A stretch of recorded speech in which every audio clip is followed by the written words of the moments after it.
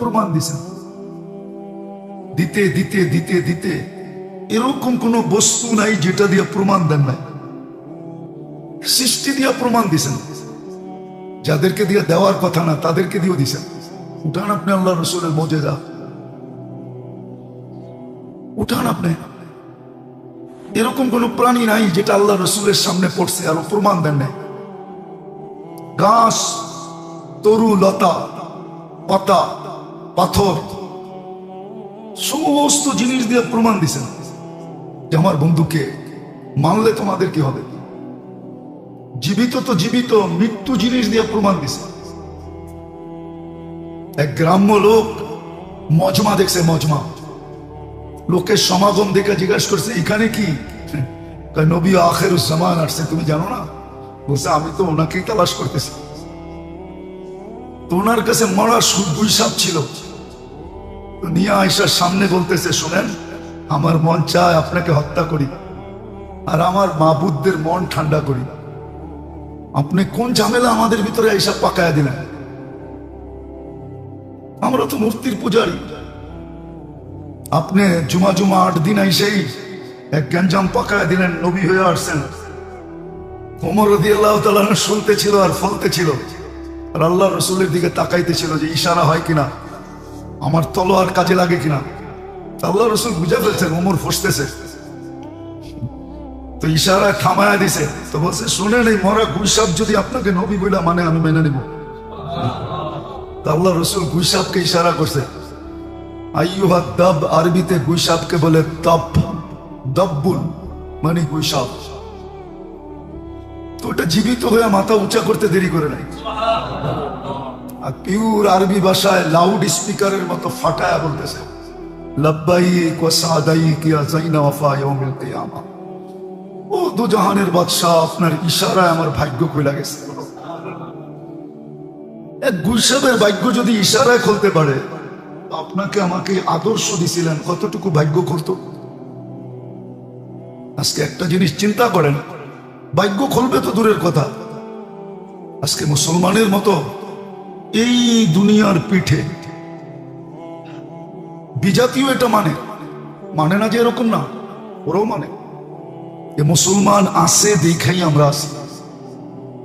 হাদিসও এটা বলে মক্কা একসময় দুর্ভিক্ষ আসছে, তো 360-এর কাছে চাইতে চাইতে চাইতে চাইতে মক্কাবাসী বিরক্ত হয়ে গেছে, চামড়ার টুকরা পর্যন্ত উঠায়া ছাইরা খাইতে শুরু করছে, এমন দুর্ভিক্ষ। আল্লাহর রসুল কয়েকদিনের বাচ্চা, রাবায়াতে 2 ধরনের আছে, কয়েকদিনের বাচ্চা। মক্কাবাসী বলছে চলো, আমরা চাইতে চাইতে তো ক্লান্ত হয়ে গেলাম, কিন্তু কিচ্ছু দেখা যায় না, কোনো প্রতিফল নাই, চলো আব্দুল মুত্তালিবের কাছে যাই। আরেক রাবায়াতে আছে চলো আবু তালেবের কাছে যাই, সে আমাদের সর্দার। ইমাম বুখারী বাব আনছেন, ইমামের কাছে ইস্তিসকা, বৃষ্টির জন্য আবেদন করা। আবু তালেব তখন মক্কার সর্দার, আব্দুল মুত্তালিব মক্কার সর্দার।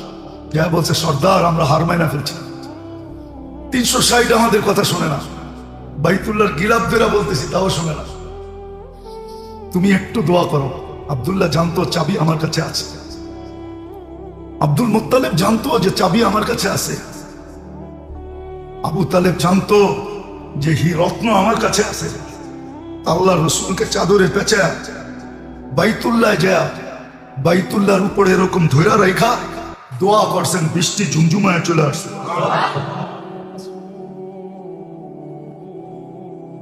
বুঝানোর জন্য বলতেছিলাম, দুনিয়া জানে মুসলমানের কারণে আমরা লালিত পালিত, কিন্তু আজকে মুসলমানের মতো নিকৃষ্ট ওদের চোখে দুনিয়ায় কোনো জাতি নাই। প্রমাণ তো মানবেন না, ভাববেন না, কোত্থেকে মানবেন? ভাবি তো না। 2 বছর হইতে চললো ফিলিস্তিনের যুদ্ধ, অক্টোবরের 7 তারিখে 2 বছর হবে, আগস্ট পড়ায় শেষের দিকে, আগামী মাস সেপ্টেম্বর, তারপরে অক্টোবরের 7 তারিখে টানা 2 বছর হবে। 2 বছর, ঠিক না? টানা 2 বছর। নির্বিচারে মানুষ বন্য প্রাণী এরকম নিধন করে না, যদি করত তাইলে ঢাকা শহরে কুকুরের আধিপত্য এত হতো না। এক সময় ছিল, আমরা ছোটবেলা দেখতাম কুকুর রাস্তায় পাইলেই সিটি কর্পোরেশন ওয়ালারা ইনজেকশন দিয়ে উঠে আনিত। ঢাকা শহরেই তো ডাঙ্গুটি খেলতে খেলতে বড় হইলাম। এখনো তো মনে আছে কোন বাড়িগুলোর ভিতরে যায় ডাঙ্গুটি খেলতাম। ডাঙ্গুটি চিনেন? করতে চিনবেন, ঢাকায় আনা করতে ডাঙ্গুটি চিনবেন, মার্বেল ডাঙ্গুটি দেখতাম তো। আর এখন তো কুকুরের আধিপত্যই আধিপত্য। রাত্রে এই গলি দিয়ে অপরিচিত লোক ঢুকতে পারে না। সুপ্রিম কোর্ট রায় দিয়া দিছে কুকুর মারা যাবে না, প্রাণী নিধন করা যাবে না, এরা প্রাণী। তাইলে প্রাণীবাদীরা এই কেস করছে, তোমরা এখন বিশ্ব আদালতে কেস করো না কেন যে ফিলিস্তিনে প্রাণী নিধন হইতেছে? আজ পর্যন্ত তো কেস করা দূরের কথা, ছোট একটা বিবৃতি পর্যন্ত দেয় নাই। কেউ যদি প্রাণীবাদীদের একটা বিবৃতি ফিলিস্তিনের পক্ষে আমাকে দেখাইতে পারে, আপনার জুতা আমার কাল, চ্যালেঞ্জ। আজ পর্যন্ত দেয় না। ইসরায়েলের বিরুদ্ধে ছোট একটা বিবৃতি দেয় নাই, নিন্দা দেয় নাই। ওরা জানে মুসলমান প্রাণী না, আগাছা। যদিও বাংলাদেশের প্রাণীবাদী সংস্থা, ওরা মুসলমান, চাকরি করে ওইখানে, তারপরে ওদের লেখার সাহস নেই। নিজের ফেসবুকে পর্যন্ত লিখতে পারবে না। হ্যাঁ, আপনি মিডিয়া লাগরে জিজ্ঞাসা, বিনিময় মিলুক এবং আমার পক্ষে আসুক, বিরুদ্ধে না যায়, এই ব্যবস্থাপনাও করছে। ওই পদ্ধতিও আল্লাহ দিয়া পাঠাইছে যেন মানুষের কোনো একটা মুহূর্ত মানুষের বিরুদ্ধে না যায়, সওয়াব ব্যতীত গুনাহ না মিলে। আর এটাও ইহসান যে সওয়াবকেও একের বদলায় 10 গুণ থেকে নিয়ে বেগারে হিসাব পর্যন্ত পৌঁছায় দিয়েছেন। কিন্তু এটা হবে তো হবে কি করে? এই জন্য আল্লাহ জাল্লা জালালুহু আম্মা নওয়ালুহু ইহসান এত বড়, শুকরিয়া যদিও আমরা আদায় করি না, 24 ঘন্টাও যদি করি, প্রত্যেক মুহূর্ত এবং শ্বাসের শ্বাসেও যদি করি, তারপরও কম হবে, পরিপূর্ণ হবে না। আর ওয়াদাও ছিল, শুকরিয়া আদায় করো, লাইন শাকারতুম লাযিদান্নাকুম, শুকরিয়া আদায় করলে আমরা বাড়াইতে থাকবো, নেয়ামতের ভিতরে বরকত পাবে। আজকে নেয়ামত আছে, অতীতের তুলনায় আজকে মানুষের কাছে নেয়ামত 100 গুণ না 1000 গুণ বেশি। যারাই আমরা বয়স্ক আছি একটু চিন্তা করি যে আমাদের বাপ চাচার কাছে কতটুকু ছিল, আজকে আমাদের কাছে যতটুকু আছে তার তুলনায় আমাদের বাপ চাচার কাছে কিছুই ছিল, নগণ্য ছিল। কোনো মতে জীবন চলছে, বড় কষ্টে দিন গেছে। কিন্তু নেয়ামত থাকলে কি হবে? বরকত নাই, বরকত নাই। বরকত না থাকার কারণ ছিল, জানি না মানবে কি মানবে না, মানবেন কি মানবেন না। আগে কম ছিল, তারপরও মা বাবা আমাদেরকে যতটুকু মানুষ করে তুলছে, আজকের মা বাবা কিন্তু সন্তানকে এতটুকু মানুষ করার আশা রাখে না। হয়তো শিক্ষা প্রতিষ্ঠান অনেক আছে, শিক্ষা প্রতিষ্ঠানের অভাব নাই, শিক্ষাও আছে, দীক্ষাও আছে, কিন্তু ছেলে সন্তান যতটুকু মানুষ আমাদের বাপদাদারা করছে সন্তানকে, পরিবেশের কারণে আপনি এতটুকু আপনার সন্তানকে মানুষ করার আশা রাখেন না। যদি হয়ে গেল মানুষ, তাহলে এটাকে মিরাকেল মনে করা হয়, যেটা অলৌকিকভাবে হয়ে গেছে।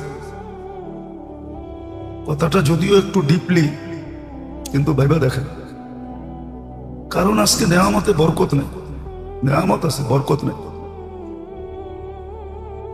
অতীতের তুলনায় 1000 গুণ বেশি, কিন্তু বরকত নাই। কারণ নেয়ামতের উপরে শুকরিয়া নেই।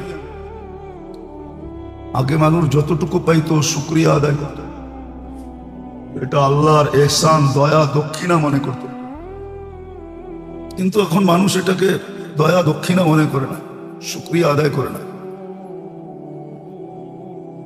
তো যার কারণে নেয়ামত আছে কিন্তু বরকত নেই। তো বরকত না থাকার কারণ শুকরিয়া নেই। তো যেটা বুঝাইতেছিলাম যে আল্লাহ আমাদেরকে অস্তিত্ব দিছেন, জীবনও দিছেন। প্রত্যেকটা জীবনের মুহূর্ত আমার পক্ষে যাক, সওয়াব মিলুক। আমার পক্ষে যাক, সওয়াব মিলুক। কোন পদ্ধতিতে আমি করব, এই পদ্ধতি শিখানোর জন্য, হাতে কলমে শিখানোর জন্য কোনো মামুলি ব্যক্তিকে পাঠান নাই, কোনো সাধারণ মানুষকে পাঠান নাই। রবিউল আউয়াল মাস চলতেছে, সৃষ্টির সর্দারকে পাঠায় দিছে মুহাম্মদুর রাসূলুল্লাহ সাল্লাল্লাহু আলাইহি ওয়াসাল্লাম, সৃষ্টির সর্দার, ইমামুল আম্বিয়া, সমস্ত নবীদের ইমাম, মুজদে কায়নাত। এই কথা বহুত হাদিস দ্বারা প্রমাণিত, যাকে সৃষ্টি না করলে কিছু হইত না। আদম আলাইহিস ইসলামকে আল্লাহ এটাই বুঝাইছেন, লাউলা হুলামা খালাকতুকা ইয়া আদম, উনি না হইলে তোমার সৃষ্টিও হইতো না। যিনি আদম আলাইহিস ইসলামের আগেও নবী হিসাবে ঘোষিত, ঘোষণা যদিও বহুত আগের থেকে, আনা নবিয়্যুন ওয়াল আদমু বাইনাল মাই ওয়াত তিন, যার নবুয়তের ঘোষণা সৃষ্টি লগ্ন থেকে, বরং সৃষ্টির অস্তিত্বেরও আগে থেকে যার নবুয়তের ঘোষণা। কোরআন দ্বারা এটাই বোঝায়, ইন্নাকা লামিনাল মুরসালিন। ওনাকে আমাদের ভিতরে পাঠাইছে, আর গ্যারান্টি দিয়া পাঠাইছে। এমন না যে পাঠাইছেন গ্যারান্টি দেন নাই, পাঠাইছেন, গ্যারান্টি দিছেন। যদিও প্রত্যেক নামাজে হেদায়েত চাওয়া হয়, ইহদিনাস সিরাতাল মুস্তাকিম খুব সুরের কণ্ঠে পড়া হয়, যদিও সবাই চাই, প্রত্যেক দোয়া এটাই চাওয়া হয়, হেদায়েত দেয়া দেন। কিন্তু হেদায়েত রাখা আছে কোথায়? ওই গ্যারান্টি দিয়ে পাঠাইছেন, ইন তুতিউহু তাহতাদু, হেদায়েত পাবে, কিন্তু বন্ধুর জীবনের ভিতরে পাবে, যাকে হাবিব ঘোষণা দিয়ে পাঠাইছে, হাবিবুল্লাহ, খলিলুল্লাহ না, হাবিবুল্লাহ। হাবিবের অর্থই ভিন্ন। হাবিব বলাই হয় ওকে যার ইচ্ছার দিকে সদা সর্বদা তাকায় থাকা হয়, যে উনি কি চায়। আল্লাহ বন্ধুর ইচ্ছার দিকে, আল্লাহ বন্ধুর ইচ্ছাকে দেখেন, যে বন্ধু কি চায়। আল্লাহ কি চান এটা না, বন্ধু কি চায়। হাবিব বানায় যাকে পাঠাইছে, ওনাকে আমাদের জীবনের প্রত্যেকটা মুহূর্ত যেন কর্ম, বললাম না, ঘুম থেকে নিয়ে সজাগ পর্যন্ত, বাথরুম থেকে নিয়ে বেডরুম পর্যন্ত, প্রত্যেকটা নড়া চড়া পর্যন্ত, ক্ষুদ্র থেকে ক্ষুদ্র কাজ, প্রত্যেকটা জিনিস যেন আমাদের পক্ষে যায়, বিরুদ্ধে না যায়, সওয়াবের কারণ হয়। ছোট ছোট সওয়াবও না, বড় বড় সওয়াব। উদাহরণ দিলে বোঝা যাবে, ছোট সওয়াব না, বড় সওয়াব। যে সওয়াবের সামনে পাহাড়ও হার মানে, এরকম সওয়াবের কারণ হয়।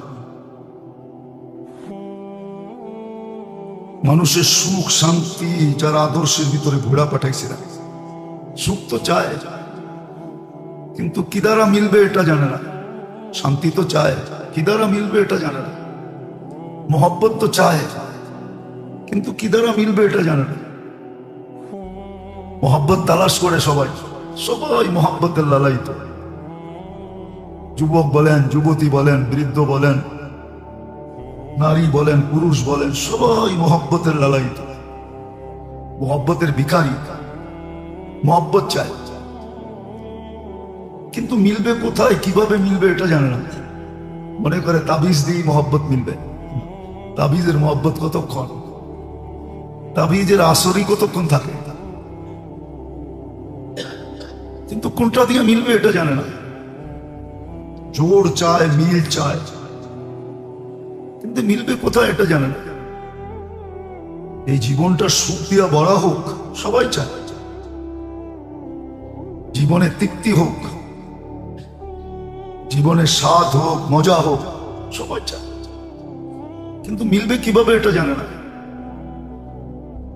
এই জন্যই আল্লাহ মুহাম্মদুর রাসূলুল্লাহকে পাঠাইছিলেন।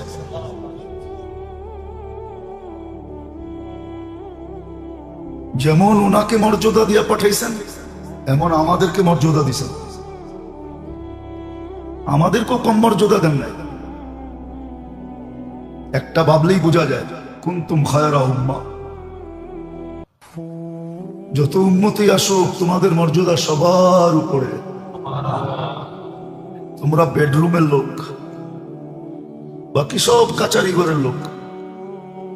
তোমরা আমার বড় কাছের লোক, খায়রু উম্মাহ। কোরআন দিয়ে বোঝা যায় যে কত বড় মর্যাদা দিছে। অঙ্গীকার গুলা তো সব আনা যাবে না। কত অঙ্গীকার আমাদের সাথে আছে, কত অঙ্গীকার করছেন আল্লাহ। মনে হয় আমাদের তুলনায় বিন্দু মাত্র অঙ্গীকারও আল্লাহ করেন নাই। অন্য উম্মতের সাথে আমাদের তুলনায় বিন্দু মাত্র অঙ্গীকার ছিল না। বিন্দু মাত্র অঙ্গীকার ছিল না, আমাদের সাথে অঙ্গীকার আছে। বুঝলে হয়তো বোঝা যাবে। আল্লাহ বুঝাইতে চাইতেছেন যে আমি আমার কুদরত, কুওয়াত, আল্লাহর কুদরত, আল্লাহর কুওয়াত, শক্তি, এই শুধু দুটার উপরে সমাপ্তি ঘটান নাই। বলছে প্রয়োজন পড়লে আমি পর্যন্ত চলে আসবো। মান আদা লি ওয়ালিয়ান আদানতুহু বিল হারব ওমা রামাইতা ইয রামাইতা ওয়ালাকিন্নাল্লাহা রামা। কোরআনের এই সব শব্দগুলো এটাই বোঝায় যে শক্তি, কুওয়াত, কুদরত, তারপরে স্বয়ং আমি তোমাদের পক্ষে লড়ব। এর চেয়ে বড় অঙ্গীকার আর কি হতে পারে? তো যেটা বুঝাইতেছিলাম, শুধু অস্তিত্ব দেন নাই, শুধু নির্বাচিত করেন নাই। আমরা নির্বাচিত। শুধু বন্ধুর উম্মত বানায় ছেড়া দেন নাই। বন্ধুর উম্মত বানায় আমাদেরকে ছেড়ে দিছে। বরং না, ভালো মতে বুঝি, এদিকে ধ্যান দে, কাজে দিবে, নাইলে বড় কাঁদাবে আমাদেরকে। আজকে যদিও না কাঁদি, কালকে খুব কাঁদাবে। আল্লাহ এক একটা দেখাবে। যেমন হাদিসে আছে, হাদিসে আছে যে আল্লাহ একজনের সামনে জান্নাত আনবে আর বলবে আমি তোমার কাছে খাওয়ান চাইছিলাম, তুমি আমাকে খাওয়াও না। যদি খাওয়াইতে তাহলে আজকে এই মেহমানখানায় তোমাকে জায়গা দেওয়া হতো। সে বলবে আপনি কোথায় চাইলেন? আপনি চাবেন আমি দিব না, এটা হয় কি করে? আল্লাহ পুরা চিত্র নিয়ে আসবে, বলবে তাকায় দেখো, সামনে দাঁড়ানো লোকটাও আর ওর সামনে যে তুমি, তো বলছে হ্যাঁ আমি। বলছে তোমার কাছে খাওয়া চাইছিল, ভিক্ষুক এসে তোমার কাছে খাওয়া চাইছিল, আর খাওয়ান তোমার ঘরে ছিল, এমন না যে ছিল না। তুমি যদি ওকে খাওয়াইতে তো আমাকেই খাওয়ানো হতো। ছোট একটা জিনিস, কিন্তু বেশি বড় জিনিস না। চলেন, এটা যদি বুঝে না আসে তো প্রসিদ্ধ বুখারীর হাদিস, কুকুরকে পানি খাওয়ায় জান্নাতে চলে গেছে। এটা তো 1000 বার শুনছি। তো ক্ষুদ্র জিনিস দ্বারা, বড় জিনিস না, ক্ষুদ্র জিনিস।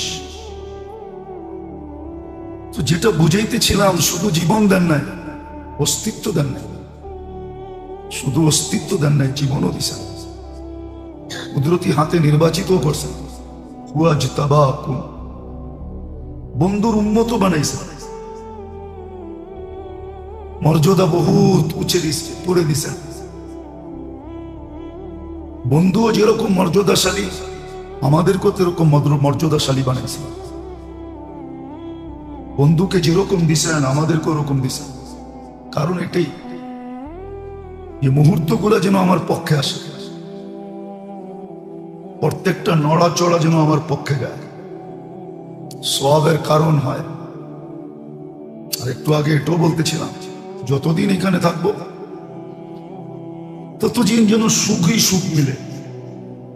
হ্যাঁ, দারিদ্রতার অভিযোগ আছে বটে, সাহাবাদের জীবনে দারিদ্রতার অভিযোগ ছিল, কিন্তু সুখের অভিযোগ ছিল না, যে সুখ নাই, শান্তি নাই, জোর নাই, মিল নাই, মোহাব্বত নাই, প্রেম নাই, প্রীতি নাই, ভালোবাসা নাই।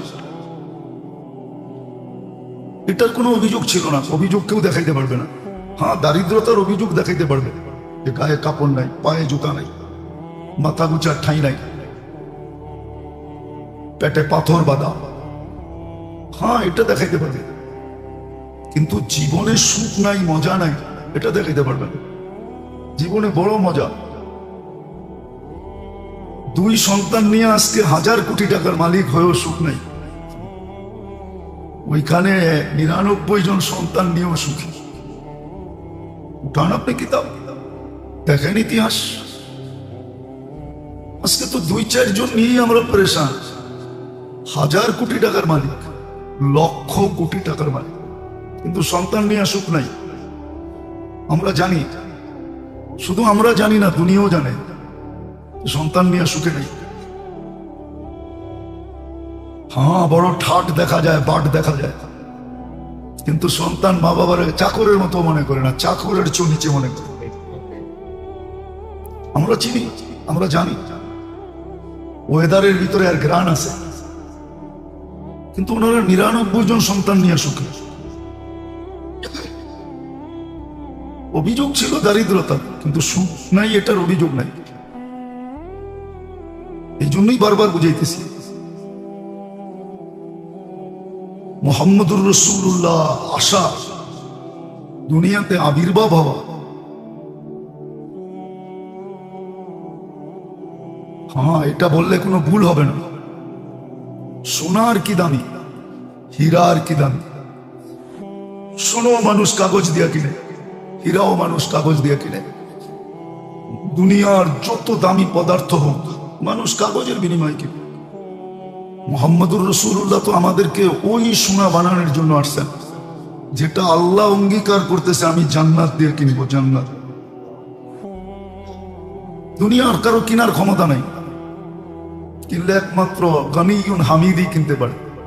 আর আল্লাহই বলছে আমিই কিনবো, টেন্ডার আল্লাহই শো করছে, আমি কিনবো তোমাকে। কি দিয়া? চিরদিনের জান্নাত দিয়া কিনবো, চিরদিনের জীবন দিয়া কিনবো, চিরদিনের যৌবন দিয়া কিনবো, চিরদিনের সুস্থতা দিয়া কিনবো, চিরদিনের নেয়ামত দিয়া কিনবো, বাড়বে কমবে না। ওই মানুষ বানানোর জন্য আসছিলেন, এত বড় মর্যাদাশালী, এত বড় ইজ্জতশালী। কথা তো আমরাও আল্লাহর সাথে বলি, আল্লাহ আমাদের সাথে কথা বলে।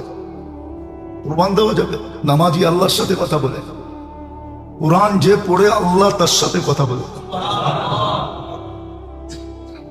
এইভাবে কথা বন্ধুর সাথে হইতে পারত, কিন্তু বন্ধুত্বের প্রমাণ হতো না, ব্যক্তিত্বের বিকাশ ঘটতো না, নৈকট্যের প্রমাণ হতো না। এই জন্য আরো সে বলে নিয়ে গেছে, আরো সে নিয়ে কথা বলছে।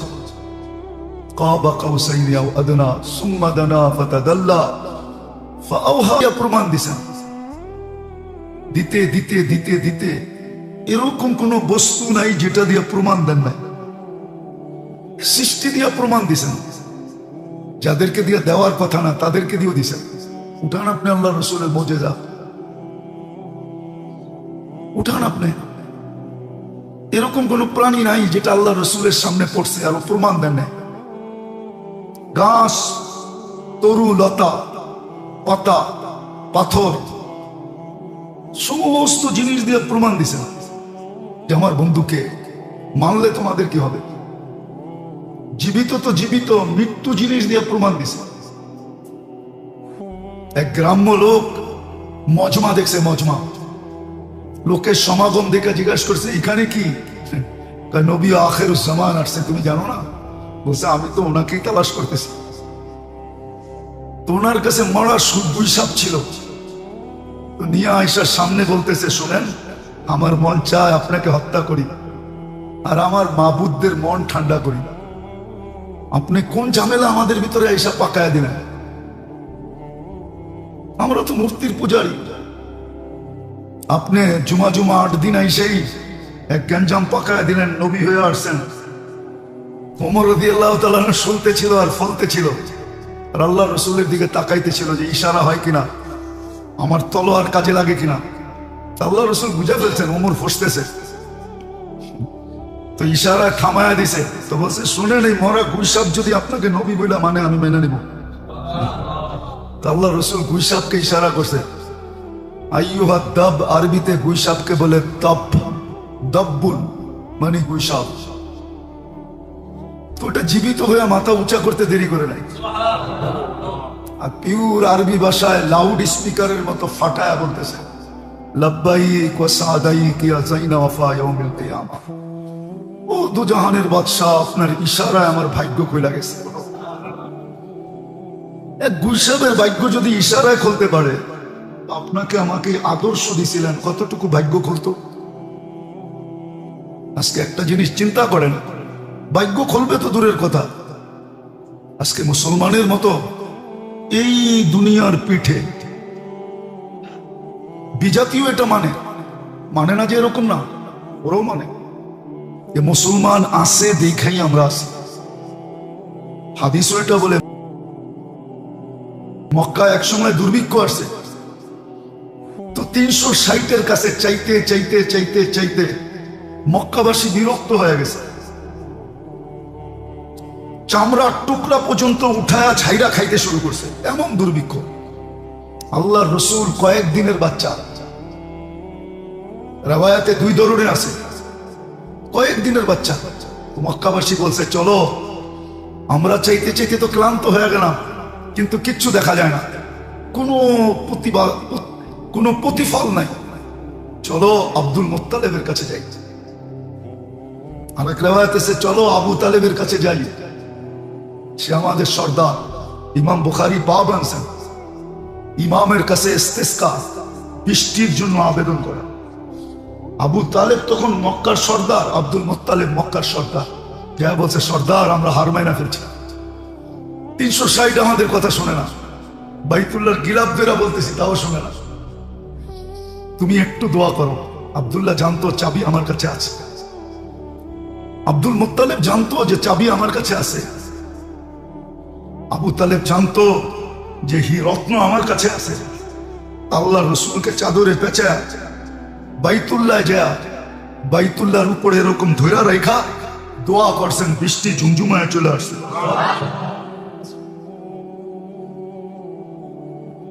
বুঝানোর জন্য বলতেছিলাম, দুনিয়া জানে মুসলমানের কারণে আমরা লালিত পালিত, কিন্তু আজকে মুসলমানের মতো নিকৃষ্ট ওদের চোখে দুনিয়ায় কোনো জাতি নাই। প্রমাণ তো মানবেন না, ভাববেন না, কোত্থেকে মানবেন? ভাবিই তো না।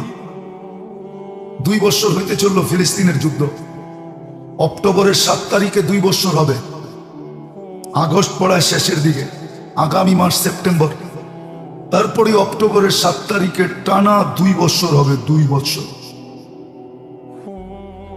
ঠিক না?